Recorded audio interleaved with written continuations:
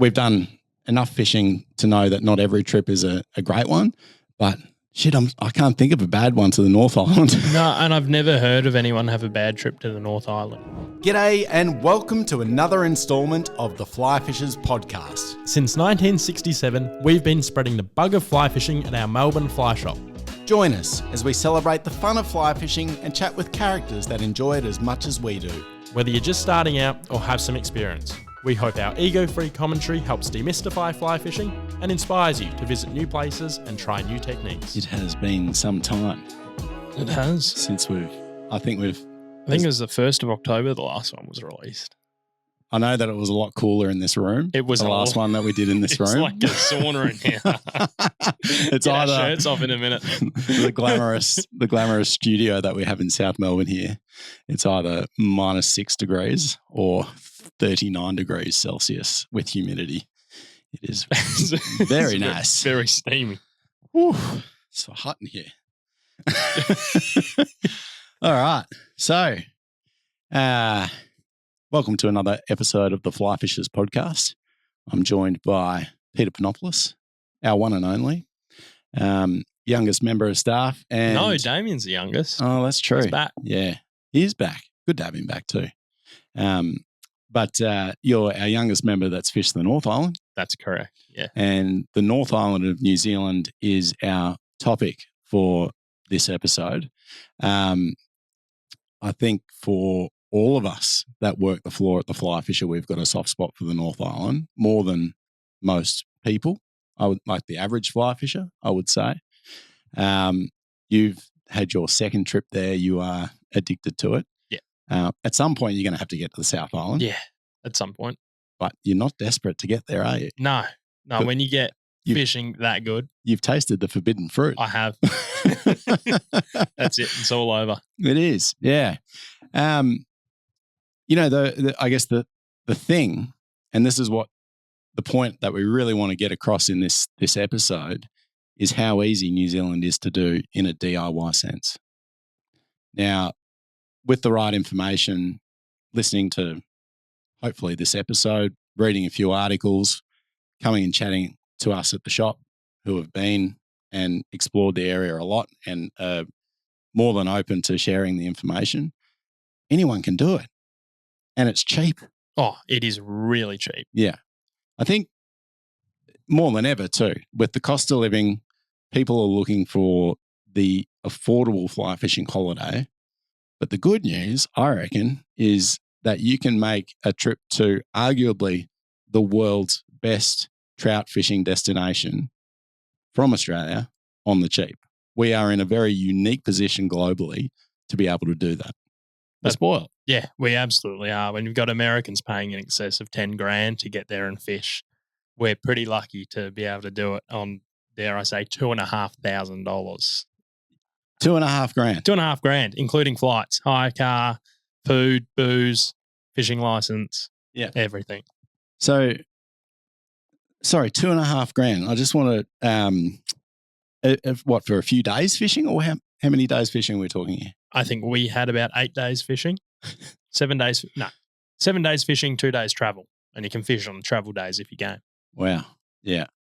Well, I think it's more expensive staying at home.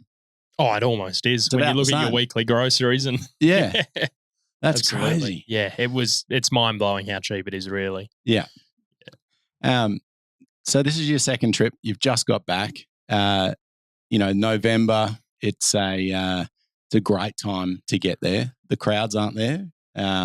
Just tell us a little bit about this last trip that you've had. Give us a bit of a snapshot of your week in the North Island. It was pretty incredible. That's the best way to sum it up. But looking at the weather forecast leading up to it, they copped a fair dump of rain in our first location, and which was near Opotiki on the northwest coast. Mm-hmm. And that caused the main river there to rise over 2 meters. So they got 60 mil of rain. So, and plus, there's no rain gauges up in the mountains. So that sent the rivers right up. But were you a bit nervous about that when you saw? Super nervous. And if I wasn't heading over there with Max, who hadn't been there before, who was, put me at ease saying it was the best possible circumstance to have rain before we were going, And boy, was he right. You know, that seeing that weather forecast would have turned me off normally, but, you know, Max just spoke it up so much about, you know, changing river conditions is kind of good. And it produced amazing fishing. Yeah. Like we were getting, you know, a dozen fish landed between us a day. Yeah. Plus how many we lost, broke off, you know, jumped and lost them. And how many fish are you talking? You're landing half of them, or what kind of ratio do you think? Yeah, probably landing 2/3 of them. Yep. Yeah, that's probably a good way to put it. Yeah, 2/3. Yeah, good. Then some of the rivers you're losing probably half because of the circumstances of the rivers. You can't chase them. They're very active fish. They've clearly probably been hooked before or caught before.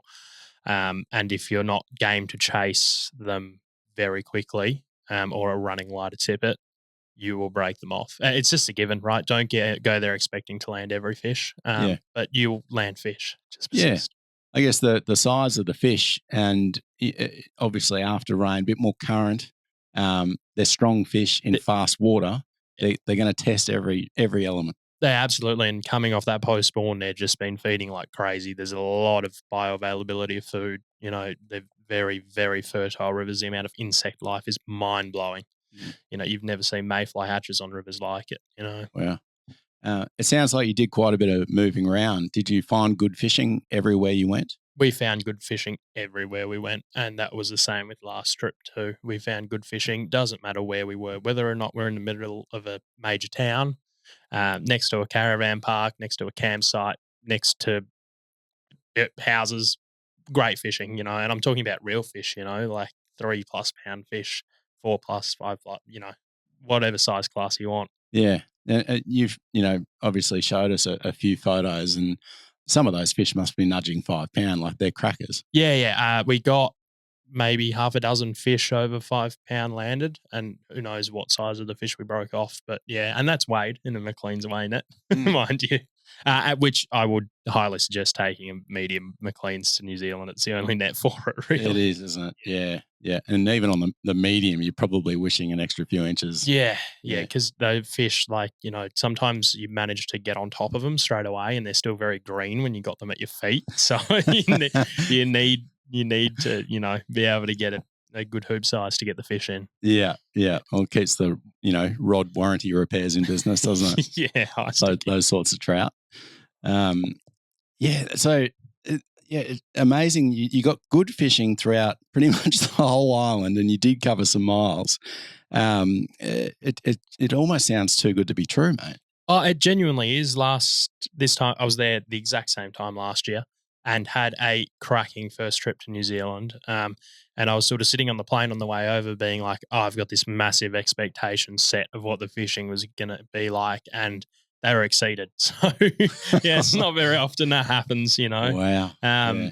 It was just amazing. The fishing was better this year than last year. I think that rain really helped the first fishery we were in, the Waiaka, really fire, like unbelievably well.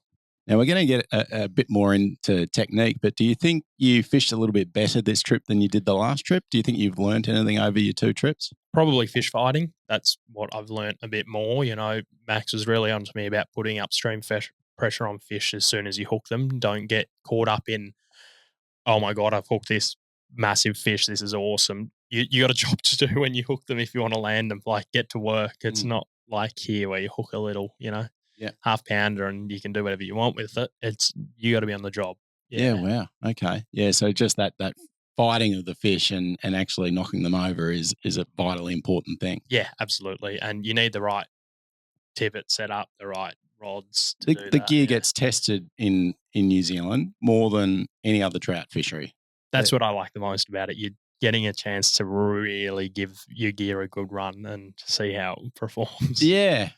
And mate, probably this is a very selfish comment to make maybe, but it gives us some self-satisfaction knowing that when we outfit people with the right gear, we know that for these sorts of trips, it's going to do the job and stand up to the harshness of chasing big trout in fast water. Absolutely. Like sometimes I'll sell people a reel and they're like, oh, the drag doesn't really matter. When you get to New Zealand, the drag matters. It does. Those fish have you on the reel in seconds. Like genuinely, you can't comprehend what's going on, and then the line's out of your hand. So you do need a good drag over there. It's not just a line holder. Yeah, and the amount of walking that you do throughout the day, the hard wading, the often wet weather, it's almost like every category of gear that we sell is pushed to the limit in New Zealand. Yeah, absolutely. And varying weather conditions in one day, that's when having breathable gear works really well, because you might get a massive dump of rain in the morning and then it finds up by afternoon, and you want something that's going to breathe in that heat, because you want to pack light when you're fishing. So having the right gear that's sort of adaptable, that does well both, is important. Yeah. Now, look, if I hadn't been to the North Island before, the information I'd be wanting to know is like, how do I do it? I want to just about mirror your trip. I want some success in the North Island, and so what information do I need to know? So we're going to get into that. First of all, getting to New Zealand to start with. Talk us through, flying there. Flying, there's standard international flight. Need your passport. We're lucky in Australia, you get through customs real easy. Got the e-gates. No visa needed, of course, if that information's important to anyone. Flights are pretty good. They're normally between $500 to $1,000, depending on how close or far away you book. So you can fly for the North Island either into Auckland or into Wellington. Both locations respectively have access to excellent fishing. I haven't flown into Wellington personally. I flew into Auckland both times, and I think that's the best for the itinerary I researched and planned out before, and that's your best bet. As much as it's fun to get on the ground and be like, oh, where are we going next? I think having a little rough plan of what you're doing before you go, at least your first destination planned out, helps a lot.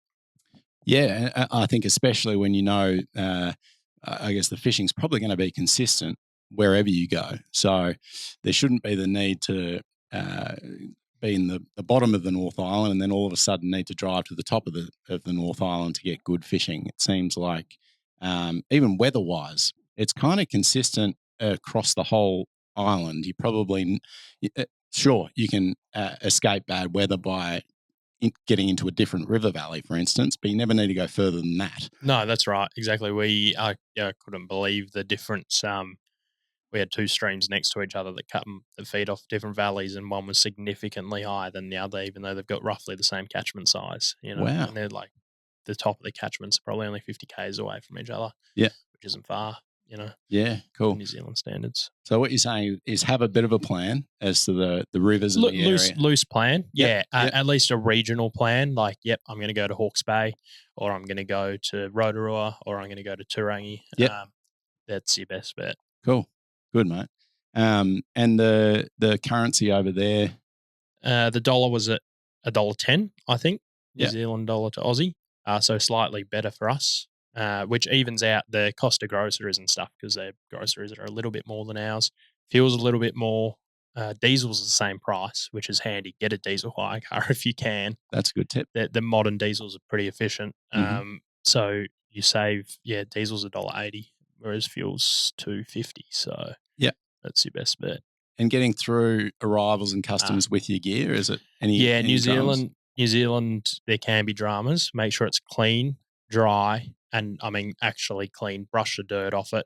Doesn't, like, my waders have some dirt stains on them, and they don't seem too fussed about It's that. a stain. It's not loose dirt. Yeah, loose dirt, exactly. Make sure your tent is clean and empty, because I didn't take a tent through this time, but I did last time, and they swabbed that fully, like took it to the lab and everything. Couldn't believe it. But as long as everything's clean and dry, have it on top for them to inspect. All they checked was my boots, waders, and landing net. And I had that all in my taco bag on top of my main checked bag, so I could just unzip it. Here, have a look. They checked it, and we were through quarantine or biosecurity in 15 minutes. So. Yeah, I guess that's the thing. It's worth pointing out you're not being interrogated. It's they're used to seeing people. Everyone goes to New Zealand to experience wilderness areas, so they're used to dealing with it, and it's seamless. They knew what every bit of fly fishing gear was. Yeah. Like they know what's up. Yeah. Unlike here, where they still don't quite know what a fly rod is. Yeah. So let's get into the different areas and talk a bit about the different areas. Start with the Rotorua area, one of the more popular central North Island areas. Yeah, I really like Rotorua for a few reasons. It's the closest fishery to Wellington that it's very easily accessible and there's a lot of information on. It's got a lot of touristy stuff too. So if you're there with a partner or a non-fishing companion, you've got Hobbiton not far, and all the thermal pools. Got what? Hobbiton? What's Lord of the Hobbiton? Rings? Anyway, you're not a nerd. No, Yeah, anyway, you've got plenty of non-fishing stuff to do if you're with your partner or family, but you've also got access to excellent lake fishing and excellent stream fishing. Yeah. And you might go, oh, lakes, I've just fished them all winter. Why would I want to go to New Zealand to fish lakes? The lakes are way better than ours. You've got a lot of stream mouths to fish. You've got the chance at, 10, 12 pound fish, Polaroid, readily accessible.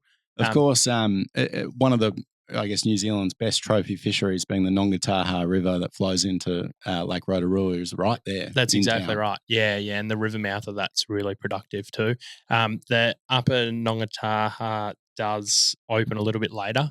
I think that opens at the start of December, but you can fish the lower section below the bridge on the main highway, which we did great on.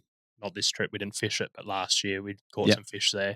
And the stream mouths are definitely worth targeting too. Yeah. I mean, Rotorua as a lake is just a fish factory in much the same way Taupo is. Oh, it's insane. Taupo, yeah. I'll never get it right. Yeah, me neither. Yeah, it is a fish factory and it is a pretty well-featured lake. You look at it on a map and be like, oh, it's round and flat, but stream mouths. There's some rocky shores, some weed beds. You just got to seek it out, and it's easy to get around to. You've got Lake Rotorua. There too.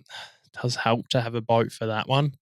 There is some wade fishing available, and there's a few other streams that flow into it too, which are worth checking out. Yeah, all those feeder streams, really. There's none of them that are going to be devoid of trout. No. It's time for a short break to talk about the legends who bring this podcast to life. Our committed team at the Flyfisher prepare, record, and edit in-house in South Melbourne. We put huge effort in for you listeners. We hope that means when it comes time to make a fly fishing purchase, you consider us. With your loyalty, we can keep producing these podcasts and bringing you the world's best fly fishing gear. So shop smart and support the fly shop that supports you. The canal that links the two as well, if you can figure out how to get into that, swinging streamers, and that's lots of fun. Yeah. Probably worth pointing out in the North Island too, a lot of the rivers aren't written up. Don't expect to be able to find all the information until you're actually on the ground and just go and check it out. Yeah, I think walk a stream that's maybe you've driven over, because chances are it's going to have trout in it. Why wouldn't it? I'd always apply the same rule to Australia, northeast Victoria. If it's clear and it's running, it's got trout in it. Yeah, especially if it connects to a tail race. Water or a water that's known to have fish in it. Trout are like rats; they get into everything. They do. Yeah, they catch them in some pretty crazy places in New Zealand. Yeah. So Rotorua, obviously there's so much nice accommodation there as well on the lake. Good Airbnbs. It's a pretty easy place to be. Best time of year, would you say, for Rotorua? Now's not bad, but I'd probably say December, when the Nongataha and everything opens up properly, just so you can fish the whole stream properly. Sure. But the lake is productive at this time of year. Smelt come into spawn at this time of year in New Zealand. So it's a great time of year to be fishing lake edges. Yeah, and I guess if you're into your night fishing and river mouth fishing, then it really is a year-round. Yeah, absolutely. Yeah, the night fishing at Lake Rotorua is, I didn't do it, but meant to be exceptional. Forbesy last year lost several large fish. Great. Let's remind him of that. Yeah, we'll remind him of that. No, it is a spectacular region, that Rotorua region. And whether it be winter, spring, summer, you're going to get incredible fishing if you decide to base yourself there for a trip. Let's move on now to the Turangi region, which of course has Lake Taupo. Yeah, the the most famous region in the North Island, or dare I say, almost whole of New Zealand. Yeah. That Tongariro River, it's world renowned. Yeah, it's true. I think you could ask any American, about New Zealand, and they're probably likely to say like Taupo. They'll probably say Taupo too. Yeah, yeah. Taupo. Yeah. But yeah, just such a prolific area for incredible rivers and great lake fishing as well. A place is known for trout when there's trout on the street signs. Yeah. So that region, you've obviously got the streams that flow into Lake Taupo. Mhm. So you've got the Turangi Taupo, the Hinamaya, the Tongariro. There's others, lots of others. Lots of others. And you do need a special dock license to fish that. Yeah. That's separate from the fish and game license. But it's definitely worth it for the experience. The Tongariro produces these amazing chrome bullets that, could be compared to steelhead, maybe not in size, but how they fight. They're fresh lake run fish. Yeah. And it's amazing. Yeah, well, you look at that lake, it is like an ocean out there. Oh, it's insane. And it's like 130 meters deep or something. Oh, so it almost is an ocean. Wow. Yeah. Geez, if we ever get running out of fresh water, we know where to go. Yeah. Of course, the whakapapa, which, you and I, we've both had some spectacular fishing on that river, is also within shooting distance of Turangi. That's 40 minutes to the whakapapa, 45 minutes, Yeah. which is very reasonable. It's a very scenic drive. You can't get sick of doing it.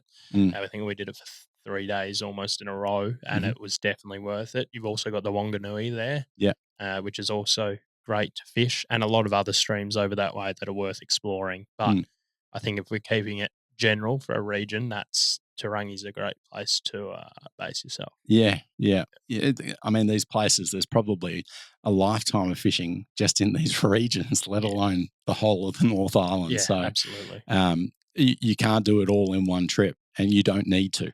That's the point. Just get on the ground and start fishing. Yeah. Okay, so next area we will move on to is the Hawke's Bay or Gisborne region.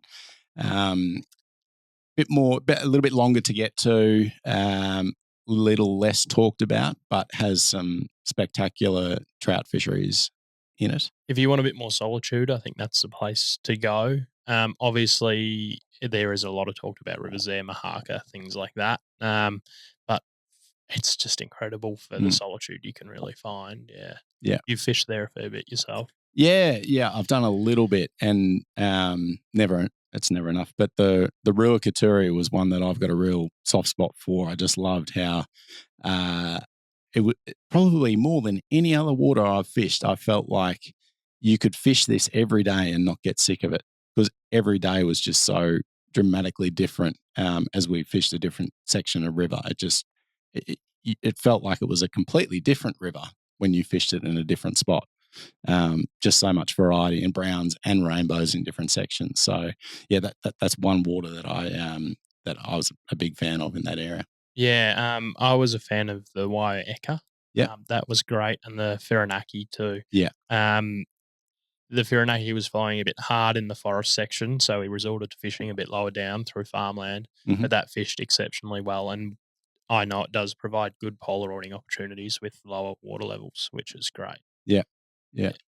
No, just so much good fishing out there.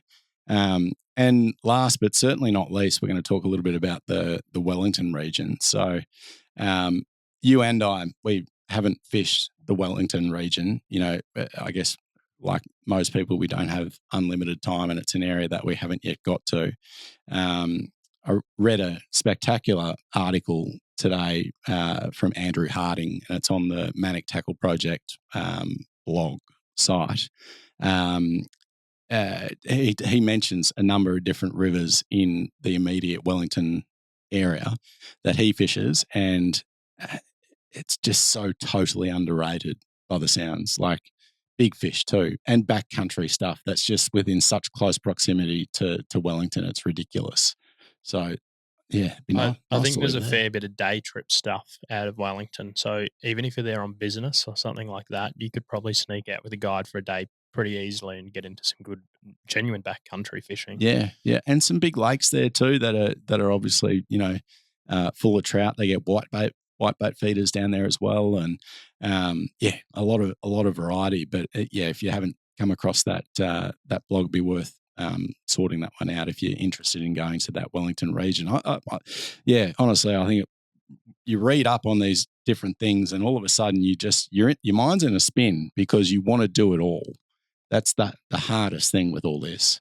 The important thing is just to be ticking off the different areas. Don't gravitate back to the same spot over and over because there's so much to explore over there, and you're going to be missing out if you're not, trying different places. And the same goes if you're someone that's been only fishing the South Island, you are missing out. The fishing in the North Island is every bit as good and some.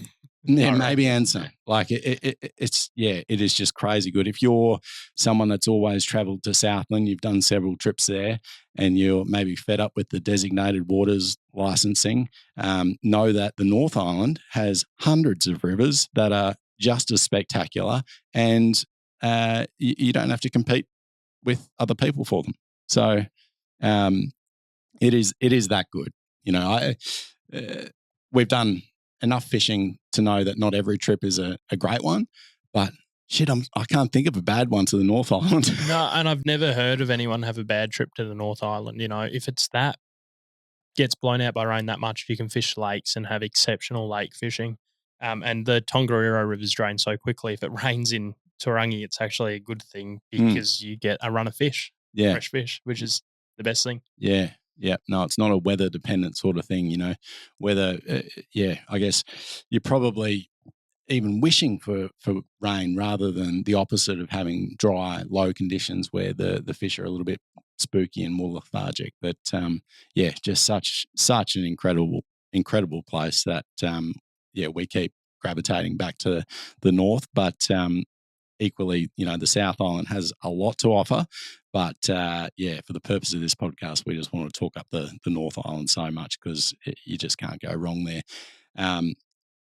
Doing it on a budget, it's just so easy. Accommodation-wise, what's the best solution for accommodation? If you're not afraid of camping, blending camping and accommodation is a great way to do it, only because camping gets you right on the river quite often, and right on pristine water where you can literally fish an evening rise, and their evening rises go well after dark, and then wake up the next morning and start fishing straight away.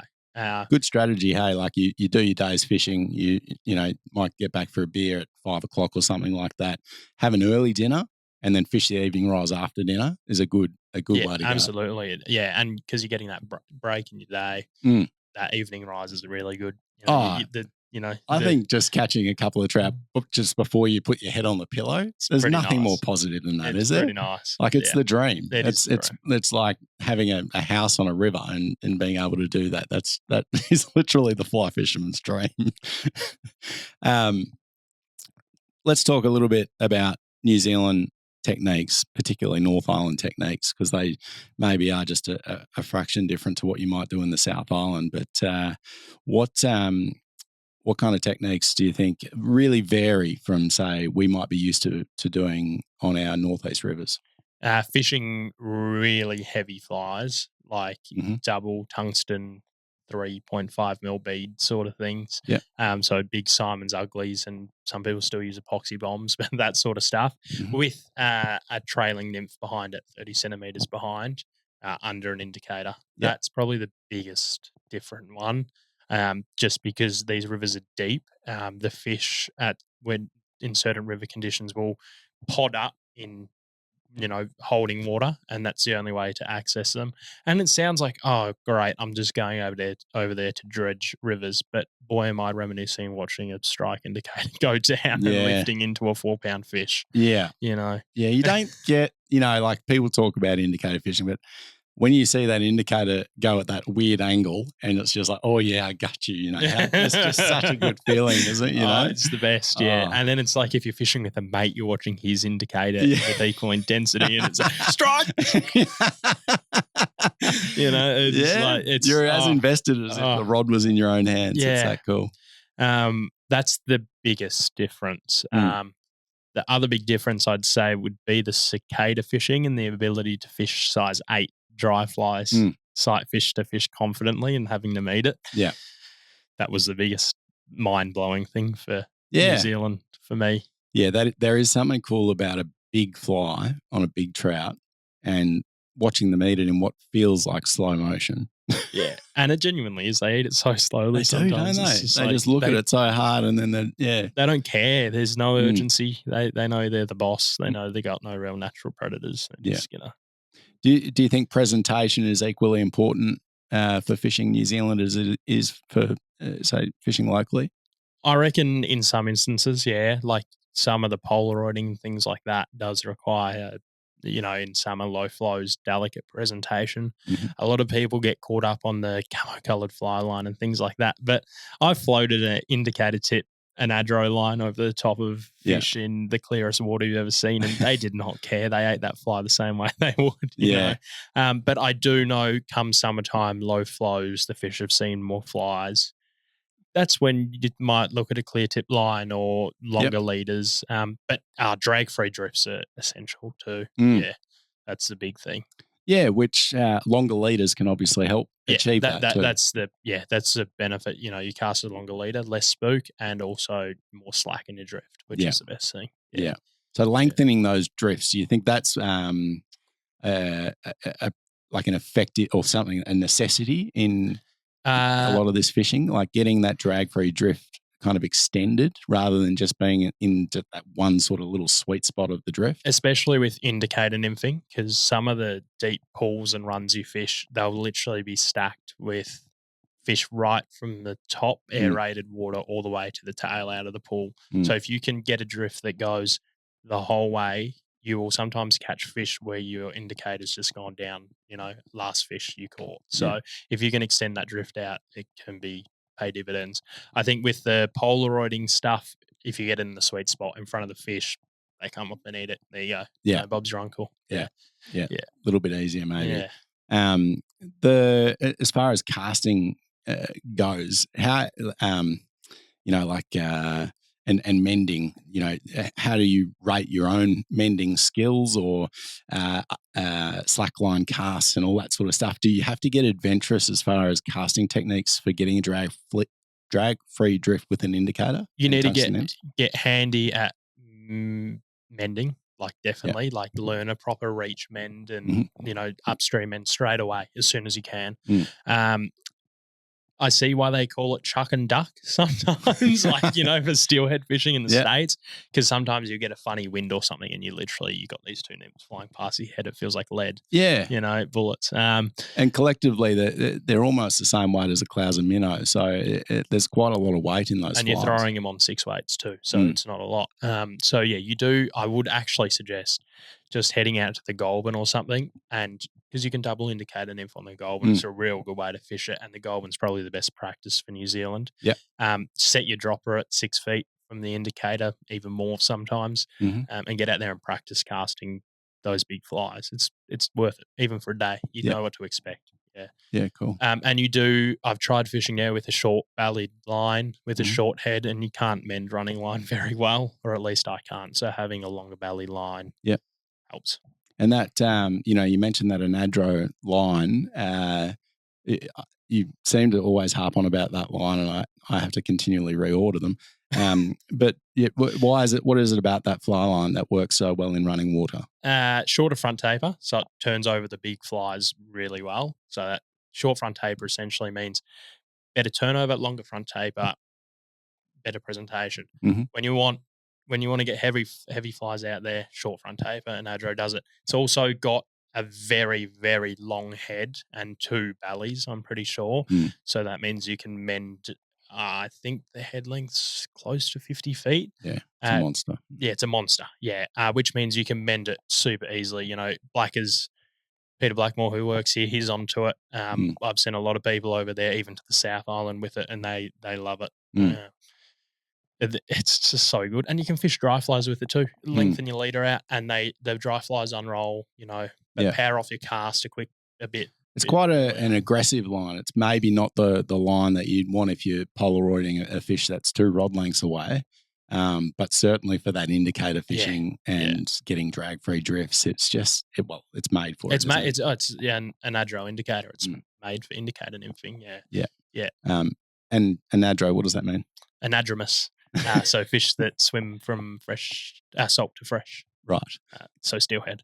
Basically, it basically means steelhead. Yeah. And it's akin to steelhead fishy. These fish are from the rainbows over there are actually steelhead fry from America. So they, genetically steelhead. Yeah. And of course, quite big water and a lot of browns as well. They're coming in from a lake environment most often. And hanging around in these rivers, and that's where we're catching them. So yeah, they're basically anadromous. Yeah, basically steelhead. Anything else we need to add there? Like as far as what about the hire car? What did you do there? Last time we got a wagon, like a station wagon. This time we got a ute. Yeah, it was cute. Very interesting seeing Forbes climb into a station wagon, small station wagon. This time we got a ute. Both have their merits. The ute probably did well getting us into places, a station wagon can't get you, but you also have to break your rods down every time. Oh, yeah. There's a bit of frustration. That's the only frustration there. But having a diesel is the biggest thing with the hire car because it's $1 cheaper over there. So you're getting we're talking about a cheap trip, but it keeps the fuel price down a lot. And modern diesels are efficient as modern petrols, so it doesn't matter. Yeah, good. Yeah, the affordability of it is just, it's crazy. I think while Victoria may not be having its best trout season, it's having a more average or standard trout season. Thing is, we're coming off the back of 3 absolute belters. So if you're feeling like it's a little bit of salt in the wound at the moment, adapting to the more normalised trout fishing conditions at home, do yourself a favour and get to the North Island because it will scratch that itch. I overheard you at lunch. I think Rue said, Peter, do you want to go fishing? And you were like, I'm just not at the moment, mate. I'm kind of, feeling like I'm pretty content with the trip I've just done. You're not desperate to, No, like you said, it's very rare to come home content from a fishing trip. And I'm pretty content, right? Like I am itching to see what our northeast streams are fishing like at the moment. Oh, yeah, don't get me wrong. I'm sure it will start to fester soon. Yeah, but it was just so good. Like it literally on the last day on the Whakapapa, we were just like, we've caught enough now. Like, we could have kept fishing for hours, but it got a little bit windy and we're like, let's go make some dinner. So we did. Well, there you have it. I mean, if you want to be content with your fishing, travel to the North Island this year and have an absolute blast. Worth pointing out that New Zealand has had great rainfall all through winter, shaping up to be one of their best seasons. And no cormorants. No cormorants there. Yeah, or they get them. They just don't get the plagues like we do. No, and they also don't get. I think a cormorant also struggles to eat a 3-pound fish. That's That'll true. do it. Yeah, they beat them with size. Cool. Well, I hope you've enjoyed that episode, folks. This, of course, is the New Zealand DIY guide. Peter, thank you, mate, for giving us all your secrets. And if there's anything that he's missed that you want to find out more about, then, of course, he's working the floor at the Flyfisher Tuesday to Friday every week, plus some every now and then. Less some every now and then when he's fishing. When he's in New Zealand. But yeah, look, we're between, I guess, yourself, Max and me and Blackers, of course. Yeah. We've got a fair bit of experience in New Zealand and we are more than happy to help you plan and make an itinerary to do a trip over there. It is that spectacular. So get over there. Thank you for listening and we hope you listen to the next episode. Cheers. See you next time.